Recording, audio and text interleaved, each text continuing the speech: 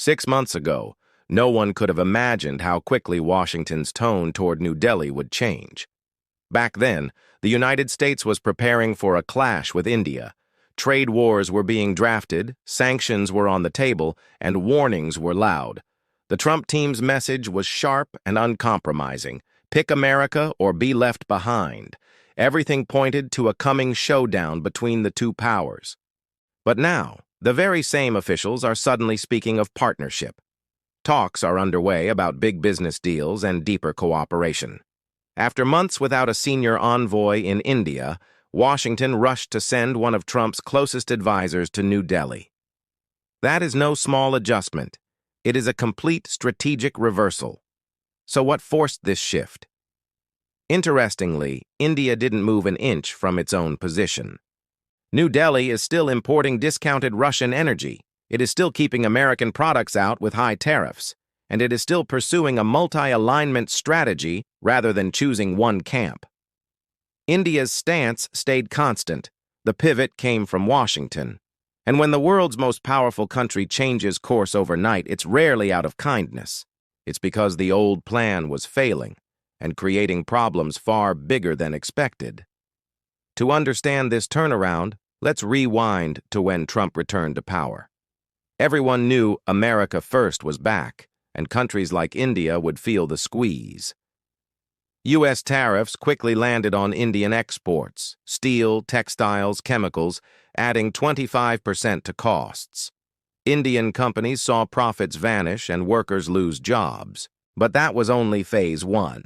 The bigger blow came when Washington slapped tariffs on Russian oil destined for India.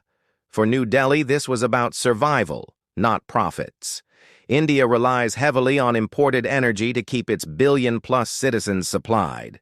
Discounted Russian crude had been cushioning Indian consumers from global price shocks. America's demand was clear: stop funding Moscow by buying its oil. But for India, this meant hurting its own people for Washington's geopolitical battles. Why should ordinary Indians pay more for fuel to make the White House happy? The pressure was mounting, but the U.S. had no ambassador in India for months. Imagine starting a trade war with a country of 1.4 billion people, but not sending a senior diplomat to manage relations. While Washington stayed absent, others filled the gap. China dispatched top envoys to New Delhi. Russia doubled down on energy deals and partnerships. Regional summits saw India seated alongside Moscow and Beijing, not Washington. The U.S. mistake wasn't just tariffs or threats. The deeper mistake was assuming India would fold under pressure. Washington believed New Delhi had no choice but to bend, but that calculation proved disastrously wrong. Almost overnight, the rhetoric from Washington softened. Threats morphed into negotiations. Demands gave way to requests for cooperation. What triggered this sudden change? First came Trump's surprise meeting with Putin. That summit shocked Europe and rattled America's foreign policy establishment. But afterward, Washington quietly eased up on India. It was as if the U.S. realized it couldn't fight Russia, China, and India at the same time. Second, India simply refused to buckle. Despite pressure, New Delhi kept buying Russian oil. It kept tariffs high on American imports, and it loudly defended its independent path. Washington got the message: India wouldn't be bullied. Third, rivals were gaining ground fast. China's foreign minister landed in New Delhi for high-profile talks. Russia signed fresh energy deals. Regional blocs invited India, but left America on the sidelines. Every day of U.S. absence meant lost influence. Soon, Washington's tone changed completely. The angry talk of India's unfair practices faded away. In its place came polite language about working together.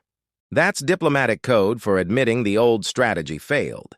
The clearest signal was the appointment of a new U.S. ambassador to India.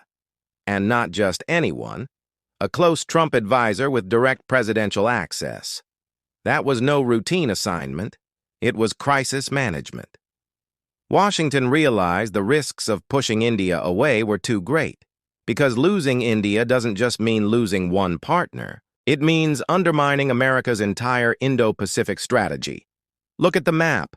Japan and Australia are firm U.S. allies, but geographically distant. India sits at the heart of the Indian Ocean, overseeing sea lanes that carry half of global trade. Without India, America's plan to balance China collapses. Washington finally understood it cannot contain Beijing without New Delhi, and threats only drive India further away. What makes this story fascinating is India's hidden leverage. Washington isn't softening out of goodwill, it's out of necessity. China is growing stronger, Russia is standing firm, Europe is distracted and divided, and India, with its fast-growing economy and population, holds the balance. Geography gives India control of key global trade routes. Its vast market attracts every major U.S. corporation, from Apple to Amazon. Its energy needs make it a buyer with enormous bargaining power. Its military position makes it essential to U.S. containment plans against China. And diplomatically, it can talk to both East and West. That flexibility makes India a bridge few others can match. This is why Washington's tone now reflects recognition, not charity. India has the leverage to demand lower tariffs, better technology, and more respect, and it is using this moment wisely. New Delhi is striking deals with Japan, the Middle East, and Europe, diversifying partnerships. Each new deal sends Washington a clear signal. India has options. Even in defense, India is demanding full technology transfers before buying U.S. arms. This is negotiation from strength, not submission. America is waking up to a new truth. It needs India as much as, or more than, India needs it. For New Delhi, this proves multi-alignment works. For Washington, it signals the end of the old pressure and compliance playbook. The future will depend on whether this tactical truce becomes a lasting partnership. If it does, Asia's balance of power could be reshaped. If not, confrontation returns, but with India holding more cards than ever before.